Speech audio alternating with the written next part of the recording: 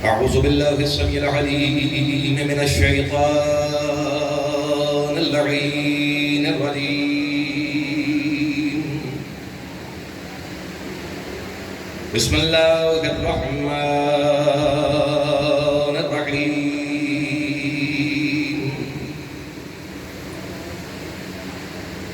الحمد لله وكفى وسلام على عباده الذين اصطفى، خصوصا على سيد الأنبياء محمد المصطفى. اللهم صل على محمد وآل محمد المركب بالياسين والطه وعلى آله الطيبين الطاهرين المعصومين النجباء الشرفاء، الذين نذهب الله عنهم الرجس وطهرهم تطهيرا.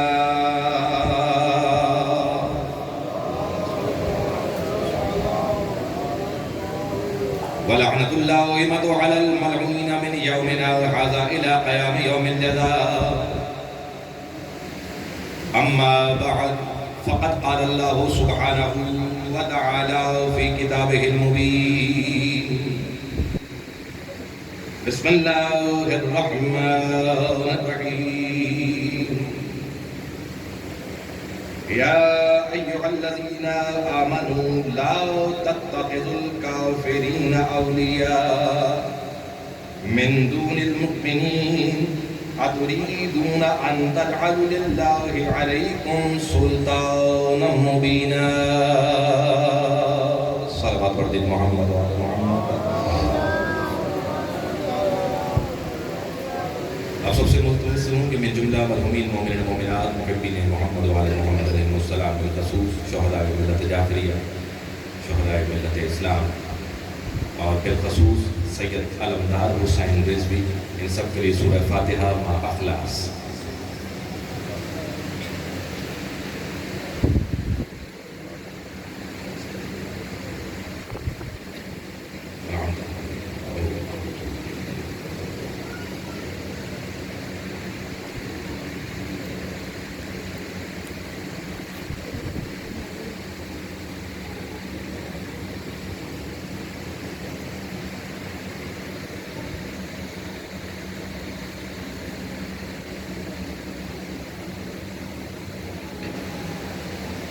اللهم ارزقنا حج بيتك الحرام وشفاعة الحسين وجده وأبيه وأمه وأخيه وأولاده المعصومين برحمتك يا أرحم الراحمين. بار راحت الواسطہ اپنی حبیب ہستیوں کا، ان نفوس کا واسطہ کہ جن کی محبت ہر انسان پر فرض کی گئی ہے، مالک ہم سب کا یہاں مجتمع ہونا، ذکر کرنا اور سننا اپنی بارگاہ میں مقبول و منظور فرما.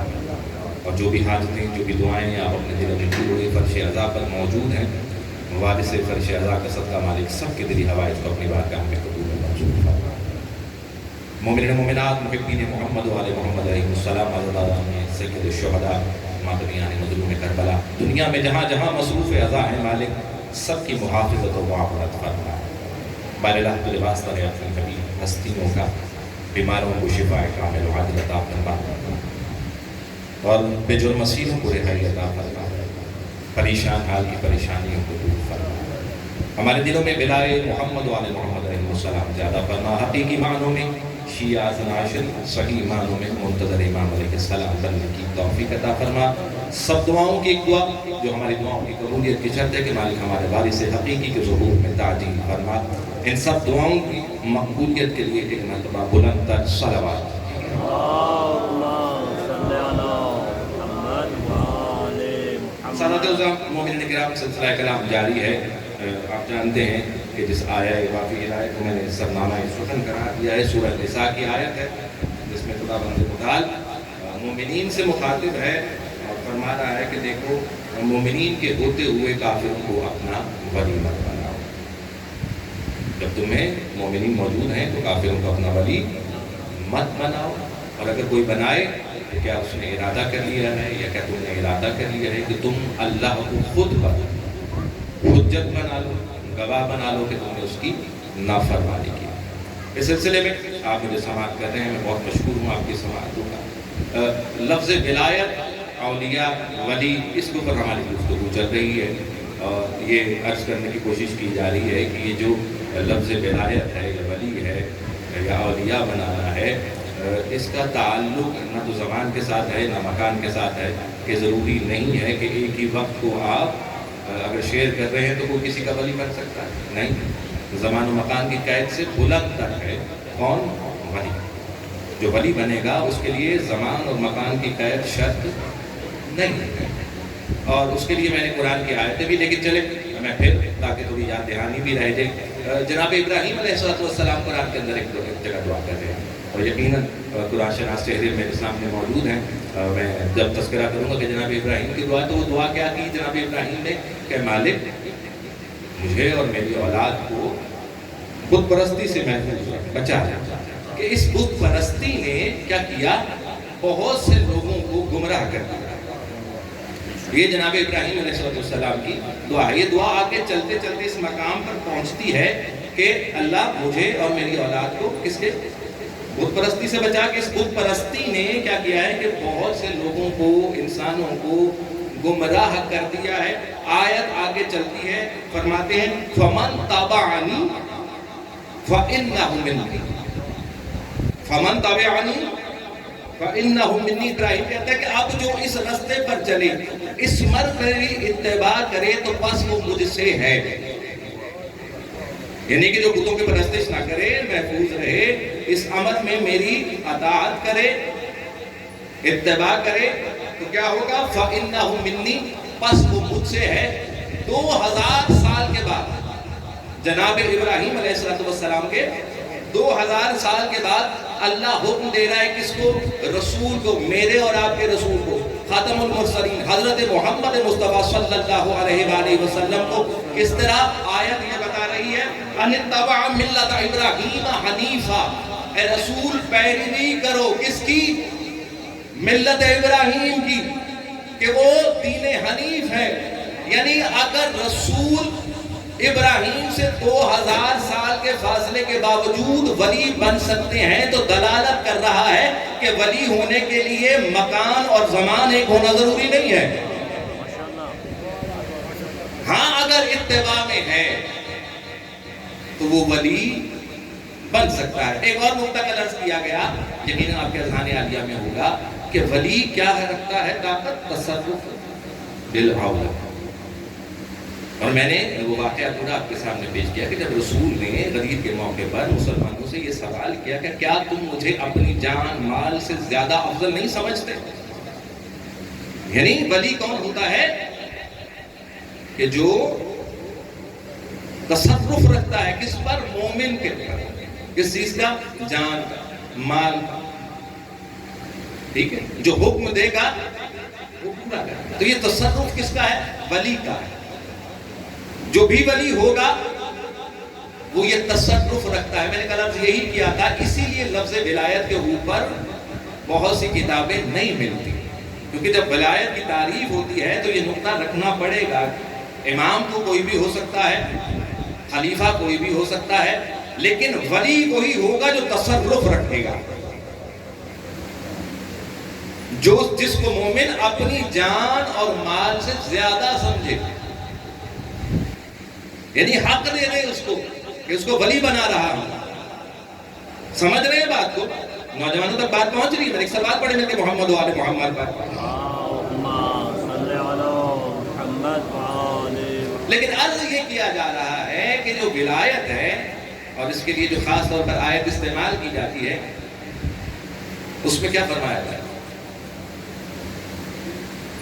کل بھی یہی تذکرہ ہوا کہ اللہ تعالیٰ نے تین معمول رکھے ولایت، انما ولیکم اللہ ورسول، ایسے کہ اللہ ولی ہے، رسول۔ یہ آیت اس لیے بار بار دہرا رہا ہوں تاکہ نوجوانوں کے ذہن میں نقش ہو جائے۔ ماشاءاللہ۔ اور اگر آج اس مجلس کی وجہ سے یا اس عشرے کی وجہ سے میرے کسی برادر کے ذہن میں کوئی ایک آیت بھی محفوظ ہو گئی تو میں سمجھتا ہوں کہ یہ میرے لیے توشہ آخرت بن سکتی ہے۔ کیونکہ مجلس حسین کا مقصد ہی تو یہی ہے کہ آپ کو قرآن کے قریب کریں. قرآن کے قریب ہوتے جائیں گے, اہل بیت کے قریب بھی ہوتے جائیں گے. قرآن سے دور ہوتے جائیں گے, اہل بیت سے بھی دور ہوتے جائیں گے. تو عرض یہ کر رہا ہوں کہ 3 ولی, لفظ ولی ایک مرتبہ استعمال ہوا, اور جن کے لیے استعمال ہوا وہ 3 ہیں. اللہ اپنے آپ کو ولی قرار دے رہا ہے, رسول کو ولی قرار دے رہا ہے, اور ان مومنین کو ولی قرار دے رہا ہے کہ جو نماز پڑھتے ہیں اور حالت رکوع میں زکوٰۃ لیتے ہیں. طلب کی ہے نا ولایت کہ مجھے بھی ولی مانو, میرے رسول کو بھی ولی مانو, اور ان مومنین کو بھی ولی مانو کہ جو نماز پڑھتے ہیں اور حالت رکوع میں زکوٰۃ دیتے ہیں. بات سمجھ گئے آپ, پہنچ گئی بات. لیکن آیت کہہ رہی ہے کہ 3 ولایتیں ضروری ہیں. لیکن جب بھی کوئی مسلمان ہوتا ہے, کلمہ پڑھتا ہے, یا جس نے جب بھی کلمہ پڑھا, کبھی کسی نے کلمے کو اس طرح پڑھا کہ اشہد ان اللہ ولی اللہ, اللہ کے ساتھ لفظ ولی, اللہ ولی, اللہ اپنے آپ کو قرآن میں ولی کہہ رہا ہے, اللہ ولی الذین آمنوا. لیکن جو شہادت دینے کا موقع آتا ہے تو اللہ تعالیٰ اپنے آپ کو ولی نہیں, اپنے آپ کو اللہ ہی کہلواتا ہے. سمجھ رہے ہیں بات؟ لیکن چلیں اگلی ولایت بھی مانگی کس کی, بتایا کہ رسول بھی تمہارا ولی ہے. تو کیا جب آپ محمد مصطفیٰ صلی اللہ علیہ وآلہ وسلم کی شہادت دیتے ہیں تو لفظ ولایت استعمال کرتے ہیں اس میں؟ آپ کیا کہتے ہیں؟ محمد رسول اللہ, اشہد ان محمد رسول اللہ, میں گواہی دیتا ہوں کہ محمد اللہ کے رسول ہیں. سمجھ آ رہی بات؟ لیکن اللہ نے جب تیسری ولایت کی گواہی مانگی تو میں نے پہلے مجلس میں عرض کیا تھا کہ دنیا اولین و آخرین میں سوائے کسی ایک کی ولایت کا ہے, کسی اور کی ولایت کا اقرار نہیں ہو رہا. تو جیسے ہی اس ولایت کو مانگا گیا تو اس کے ساتھ لگا ولی اللہ, یعنی جب آپ اس کی ولایت کا اقرار کریں گے نہ اللہ کے لیے ولایت کا اقرار کریں گے, گواہی دیں گے, سمجھ رہے, نہ رسول کے لیے. حالانکہ قرآن کی آیت تو دلالت کر رہی ہے کہ اللہ بھی ولی ہے, اس کے لیے بھی ولایت کا اقرار اور شہادت ہونی چاہیے. رسول ولی ہے تو ان کے لیے بھی ولایت اور اقرار ہونا چاہیے, اس کی شہادت ہو. لیکن نہیں, ولایت کا اقرار اگر ہو رہا ہے تو صرف ایک کے لیے. پتا چلا کہ اگر اس ایک کو ولی مان لیا تو سمجھ لو رسول کو بھی ولی مان لیا, اللہ کو بھی ولی مان لیا.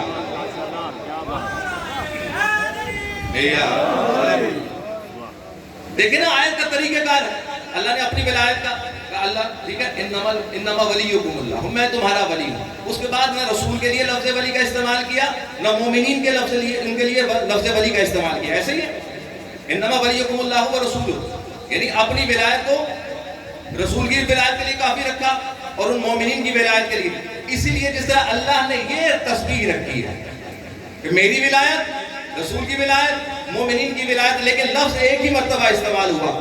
اب اسی طرح جب نیچے سے اوپر چلے گئے تو اگر نیچے والے کی ولایت کا اقرار کر لیا, دلیل ہو گئی کہ رسول کو بھی ولی مان لیا, اللہ کو بھی ولی مان لیا. اب مسئلہ یہ ہے کہ جو یہ اقرار کروائے یا جس کے لیے اقرار کروائے اس کا قرب الہی کتنا ہے یا اس کا قرب محمد مصطفیٰ کتنا ہے. اگر وہ اس میزان پر پورا اترے گا تو وہ حقدار ہے کہ اس کو ولی کہا جائے گا. بات سمجھ رہے ہیں, پہنچ رہی ہے بات نوجوانوں تک, ٹھیک ہے نا, کیونکہ ولایت کا اقرار کے بغیر نامکمل ہے. اگر یہ اتنی ضروری نہ ہوتی خدا کبھی بھی طلب نہ کرتا. سمجھ رہے ہیں بات کو, اگر ولایت اتنی ضروری نہ ہوتی تو اس کا تذکرہ ہی نہ آتا. اور اگر اس کو اپنے لیے ہی یہ عہدہ رکھنا ہوتا تو بس اپنی ولایت کا کہتا کہ میں ولی ہوں, مجھے ولی بھی مانو, میں ولی ہوں, مجھے ولی مانو. تو جو اللہ کو پہلے اللہ مان رہا ہے تو اس کو ولی ماننے میں اس کے لیے کیا دشواری ہے؟ خوشی سے مان لے کر کہ ہاں ولی. لیکن اللہ نے کہا نہیں, صرف مجھے نہیں ولی ماننا, میرے رسول کو بھی ولی ماننا.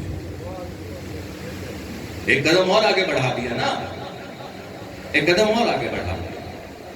دیکھیں ایک چیز ہے, اور اکثر ہم سے وہ سوال ہوتا ہے, بلکہ ہم سے کیا سوال ہوتا ہے, سامنے آ کے کب سوال ہوتا ہے.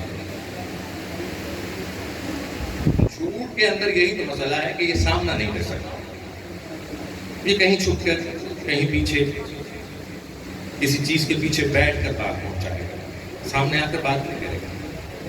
میں ایسے یہ کر رہا ہوں کہ اللہ نے اپنی ولایت اگر صرف منوانی ہوتی تو, لیکن نہیں, اللہ نے قدم اور آگے بڑھا, ایک سٹیپ اور آگے کر دیا.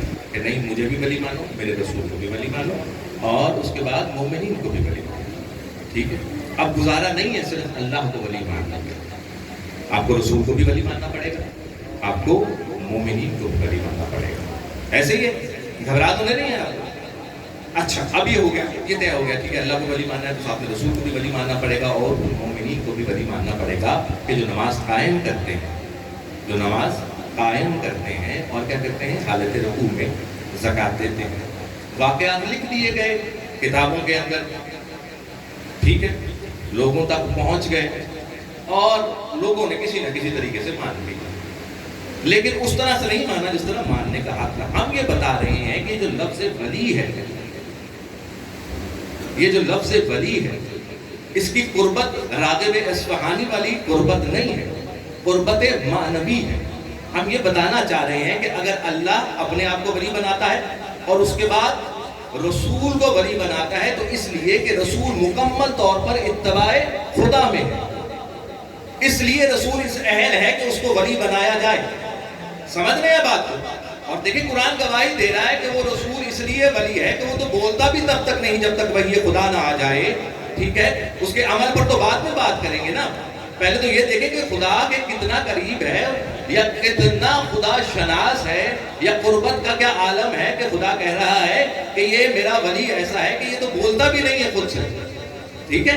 اس کا تو نطق بھی میری وحی کے ذریعے ہے، جب تک وحی نہ آ جائے یہ بولتا نہیں ہے. یعنی رسول مکمل طور پر کس میں ہے؟ اتباع خدا میں. اتباع وحی خدا میں جو ہوگا رسول وہ اس قابل ہے کہ اس کو خدا کے بعد ولی مانا جائے. اب جب نچلا درجہ آتا ہے تو وہ مومنین بھی اتباع رسول میں اس حد تک ہو تو پھر درجہ ولایت پر آئے گا.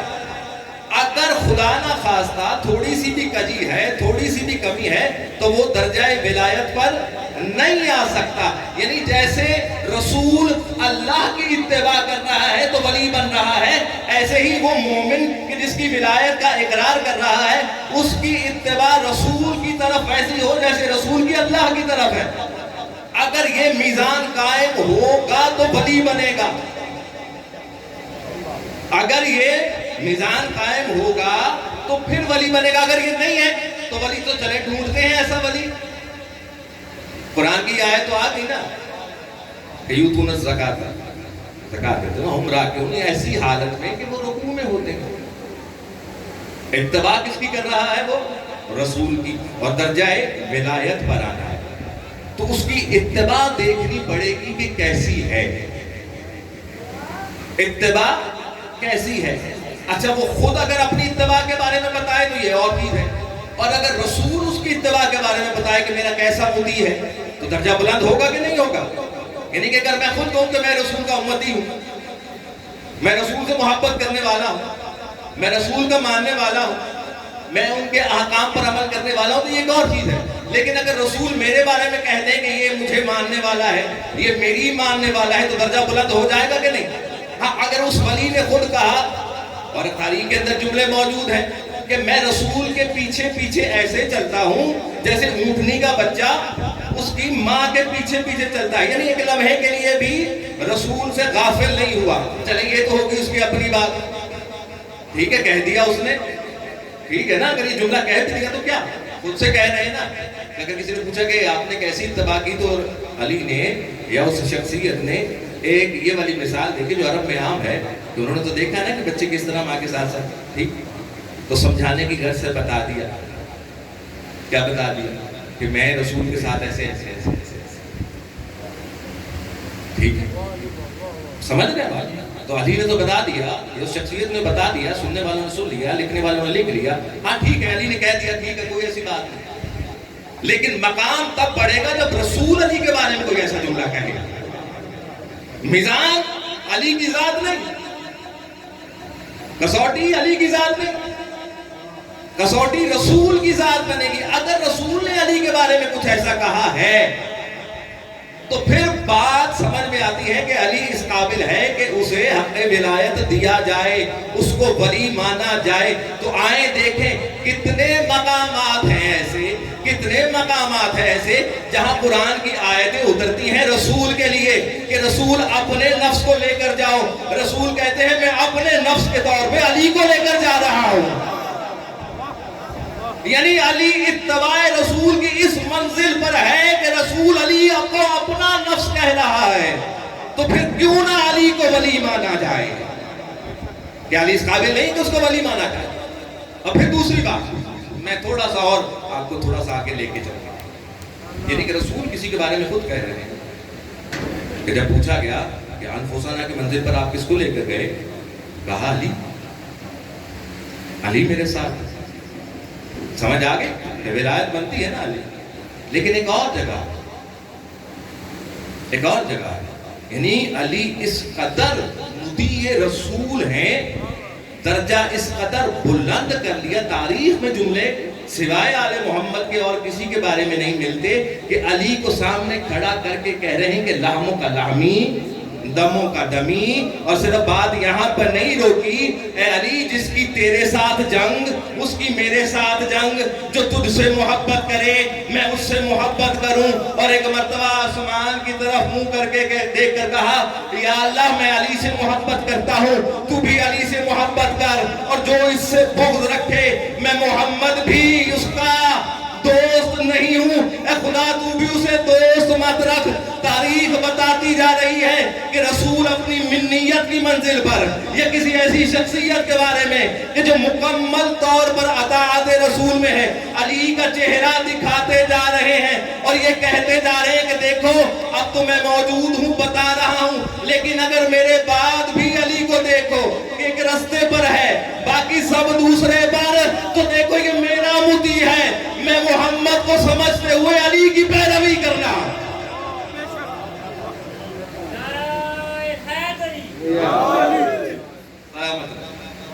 تو یہ ولی کے بننے کا کہ جو جتنا مطیع رسول ہوگا ایمان لانے کے بعد وہ اس نہج پر ہے کہ اس کو ولی مانا جائے, اور صرف ولی نہ مانا جائے. لیکن کل ضد پہ بھی کچھ آیات پڑھی کہ اللہ تعالیٰ مومنین کے ساتھ اس قدر شفیق ہے, اس قدر لطیف ہے کہ وہ کہتا ہے کہ جب کوئی ایمان لے آتا ہے تو میں اللہ اس کے دشمن کو اپنا دشمن بنا لیتا ہوں. یہ کیسی منزل ہے لطف کی. یہ حالت ایمان میں اللہ تعالیٰ مومنین کو یہ فرماتا ہے کہ دیکھو مت بناؤ کن کو, کافرین کو دوست. اچھا آج ایک سوال ہو گیا, چلیں بات کو مکمل کرتے ہوئے اس سوال کے ساتھ بھی چلیں. نوجوان وہ کہتے ہیں کہ کیوں منع کیا کہ کافرین کو دوست نہ بنا, اور پھر اس کے بعد سورہ ممتحنہ کی پہلی آیت جس میں اللہ تعالیٰ نے کافرین کا تذکرہ نہیں کیا. اللہ تعالیٰ فرماتا ہے کہ مت بناؤ ان کو جو دشمن ہیں تمہارے اور میرے, ان کو بھی اپنا ولی مت بناؤ. تو کیوں نہ بناؤ؟ دیکھیں جہاں تک کافرین کا تعلق ہے اس لیے ان کو ولی نہیں بنایا جا سکتا کہ ان کے اعمال میں اور آپ کے اعمال میں فرق ہے. سمجھ رہے بات؟ ان کے عقائد میں اور آپ کے عقائد میں فرق ہے, ان کی سوچ میں اور آپ کی سوچ میں فرق ہے, ان کے ہدف میں اور آپ کے ہدف میں فرق ہے. اگر آپ ان کو حالت ایمان میں ولی بنائیں گے تو آپ غداری کریں گے. کل یہی عرض کیا تھا نا کہ آپ غدار بن جائیں. خدا نہیں چاہتا کہ ایمان والا غدار ہو. کیوں؟ کہ ان کے ساتھ مطابقت نہیں ہے, نہ آپ کے عمل کی نہ آپ کے عقیدے کی. سمجھ رہے؟ تو جو عمل اور عقیدے میں مطابقت نہیں رکھتا وہ اس اہل نہیں ہے کہ اس کو ولی بنایا جائے. سمجھ رہے بات؟ یعنی عام سی بات, ولی وہی بن سکتا ہے کہ جس کے ساتھ آپ کا عمل بھی ملتا ہو. ولی کون بن سکتا ہے کہ جس کے ساتھ آپ کا عمل بھی ملتا ہو, ہدف بھی ملتا ہو, سوچ بھی ملتی ہو, قول بھی ملتا ہو. بات سمجھ آ رہی ہے؟ ولی وہی بن سکتا ہے نا. آپ کا ولی وہی بن سکتا ہے کہ جس کا عقیدہ آپ کے ساتھ مطابقت رکھتا ہے, جس کا عمل آپ کے ساتھ مطابقت رکھتا ہے, جس کا قول آپ کے ساتھ مطابقت رکھتا ہے. یعنی یہ تمام خواص ہوں گے تو وہ ولی بن سکتا ہے. سمجھ رہے ہیں بات کو؟ اللہ بنانا چاہ رہا ہے ایمان والوں کا ولی جو خود مومن ہے, لیکن وہ کہ جن میں اور مومنین میں اختلاف نہ, ان کے عمل میں, ان کے عقیدے میں, ان کے قول میں, ان کے فعل میں وہ ایک جیسے ہوں. لیکن فرق بتا رہا ہے ایسا، اے ایمان والو تم ولی نہ بناؤ مومنین کے ہوتے ہوئے. یعنی اللہ کہہ رہا ہے کہ اے مومنین امیر المومنین کے ہوتے ہوئے کسی اور کو ولی نہ بناؤ. سمجھ رہے ہیں بات کو کہ جس کے قول میں فعل میں آپ کے ساتھ مطابقت ہو، تو جو وہ کرے ٹھیک ہے تو آپ وہ لائق ہے کہ اس کو ولی بنا جائے. تو پھر دیکھتے کہ ایسے کون ہیں کہ جن کو ولی بنایا جا سکتا ہے، کہ جن کا قول فعل ہدف مقصد وہی ہو جو اتباع رسول میں بھی ہو اور اللہ کی مرضی کے بھی مطابق ہو. تو پھر رسول کو کہنا پڑا، تعارف کرانا پڑا. لیکن اگر آپ نے آنکھیں بند کر لی تو قصور ہمارا نہیں.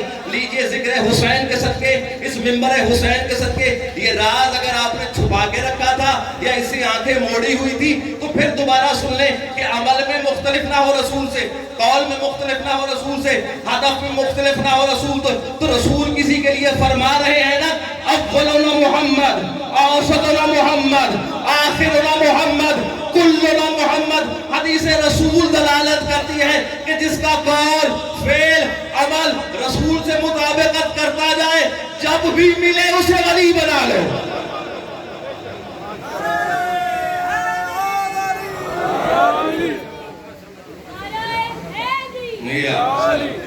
سمجھ آ گئی بات؟ تو زمانی اور مکانی نہیں ہے. جس دور میں کلنا محمد کا مصداق موجود ہو اس کے علاوہ اگر کسی کو ولی بنا لیا تو پھر آپ اللہ کے بھی دشمن بن جائیں گے. سمجھ رہے ہیں بات؟ کیونکہ آیتیں بتا رہی ہیں نا کہ مت بناؤ میرے دشمن اور اپنے دشمن کو بنے. رسول جن کے بارے میں بار بار کہہ رہے ہیں، خوف دلا رہے ہیں، آخری حجت الوداع میں کیا فرمایا میرے رسول نے کہ 2 گرام کا چیزیں چھوڑ کے جا رہا ہوں، انی تارکون فیکم الثقلین، کتاب اللہ وعطرتی. عطرتی اسی لیے کہا کہ اگر میری زندگی کو، میں بڑا جملہ کہنے لگا ہوں، یقیناً نوجوان اس کو کھلے دل سے وصول کرے. کیا چھوڑ کے جا رہا ہے رسول؟ کتاب اللہ کی کتاب اور عطرتی اپنی عطرت. یعنی رسول یہ کہنا چاہ رہے ہیں کہ اگر میری زندگی کو تحریری طور پر پڑھنا چاہتے ہو تو قرآن پڑھ لینا، عملی طور پر دیکھنا چاہتے ہو تو ان کو دیکھ لینا،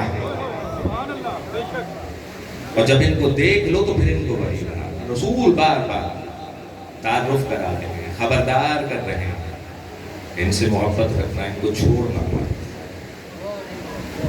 میں آج بھی یہی عرض کرتا ہوں کہ کون ہے جو کہہ سکتا ہے کہ حسین سے محبت ہے؟ رسول نے تعارف ہی ایسا کروایا ہے کہ محبت ہو جاتی ہے. اور صرف رسول کے کہنے پر محبت نہیں ہے حسین سے. حسین نے جو کردار پیش کیا ہے وہ بھی مجبور کرتا ہے ہر اس شخص کو کہ جو عقل و شعور رکھتا ہے، ضمیر رکھتا ہے، محبت کرے حسین سے. اگر حسین نہ ہوتا، میں بڑی ذمہ داری سے یہ بات کہتا ہوں، اگر حسین نہ ہوتا نہ تو پیغام الہی اور نہ ہی پیغام مصطفیٰ دنیا تک پہنچتا. اگر حسین نہ ہوتا، اگر حسین جیسی شخصیت نہ ہوتی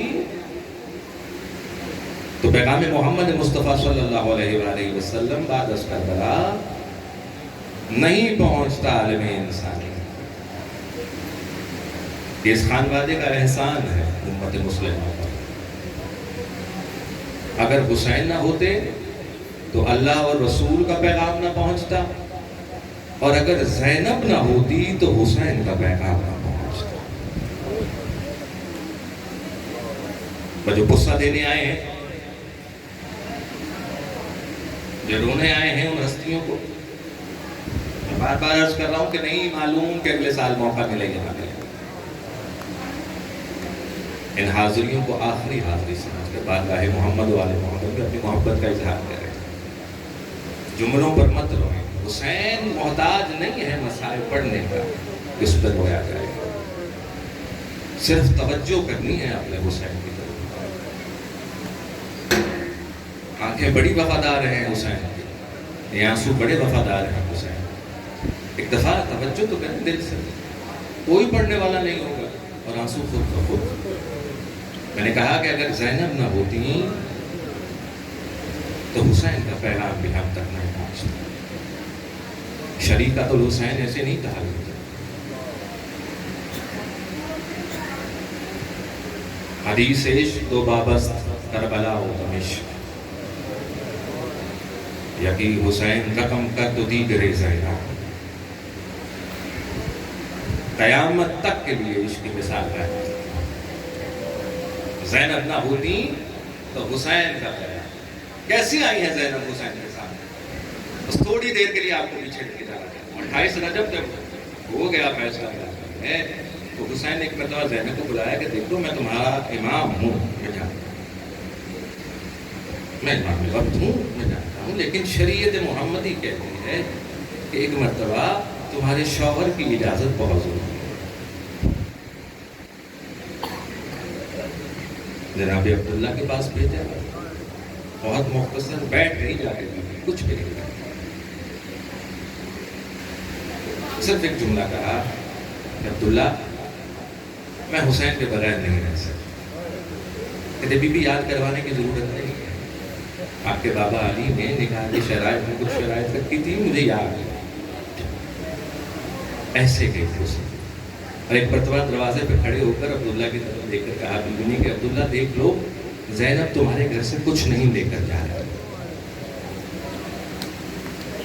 خالی ہاتھ جا رہی ہے زینب۔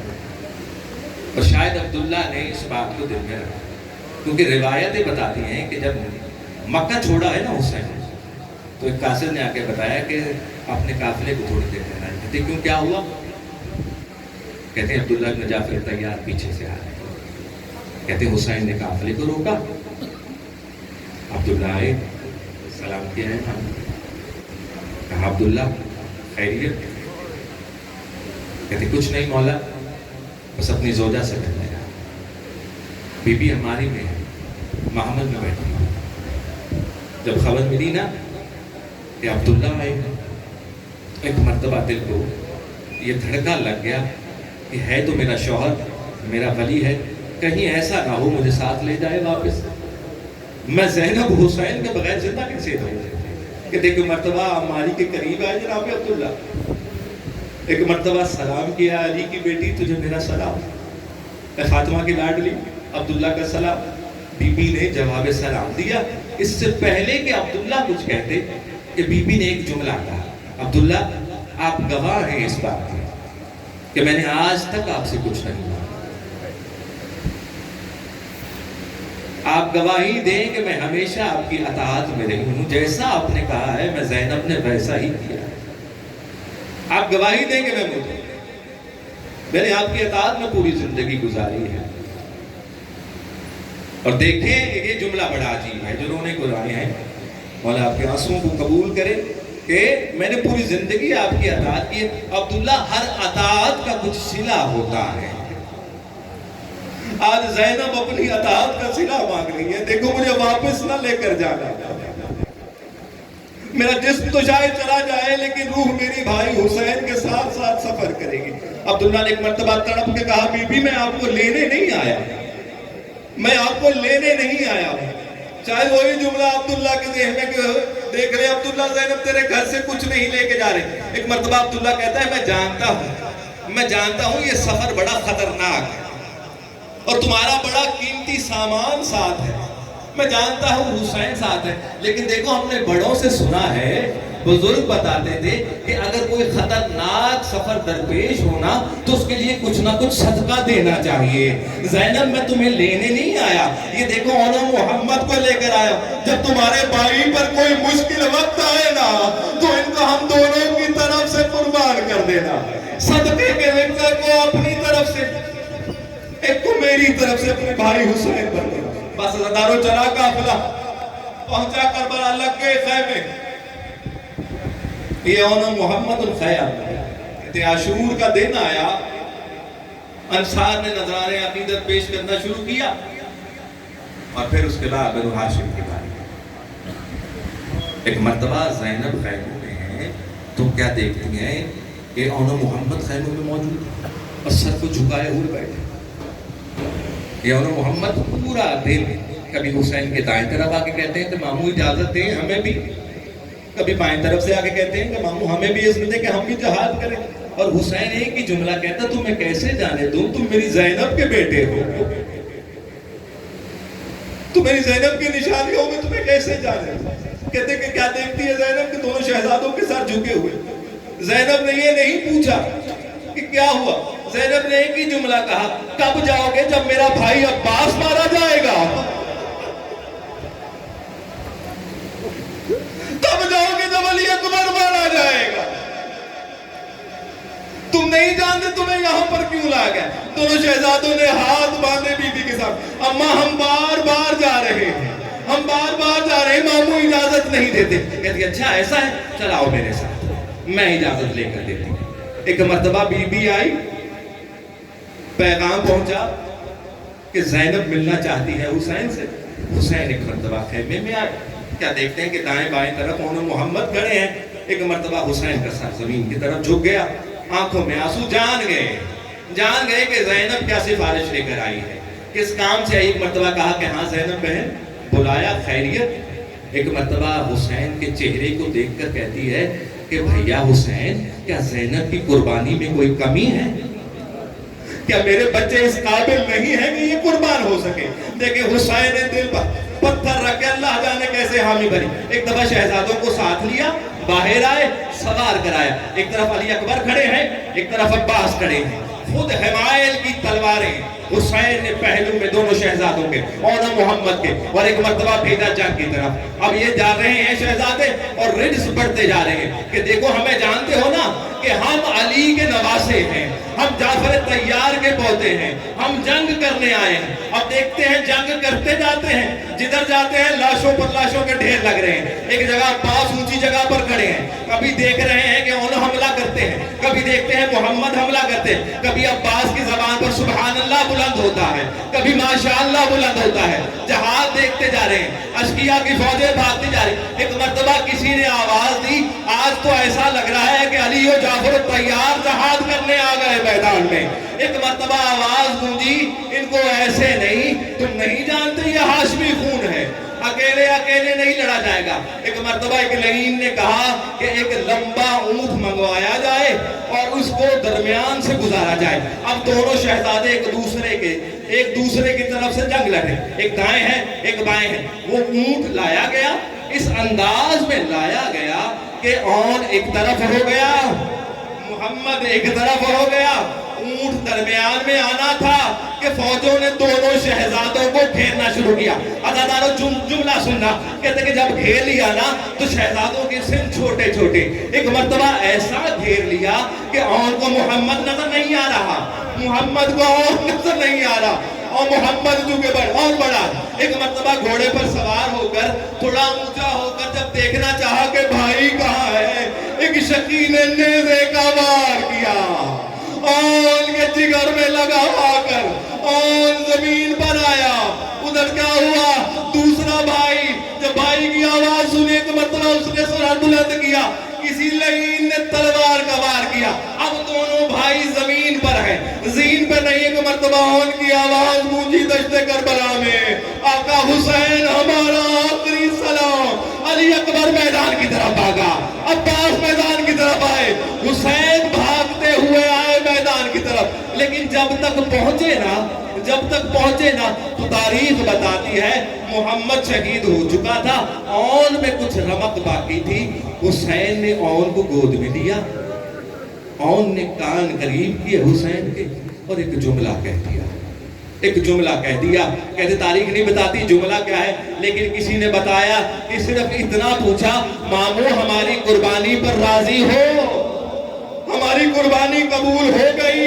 کہتے کہ لاشیں اٹھائے گئے، اب خیام میں لائے گئے، گنج شہیدہ میں رکھے گئے.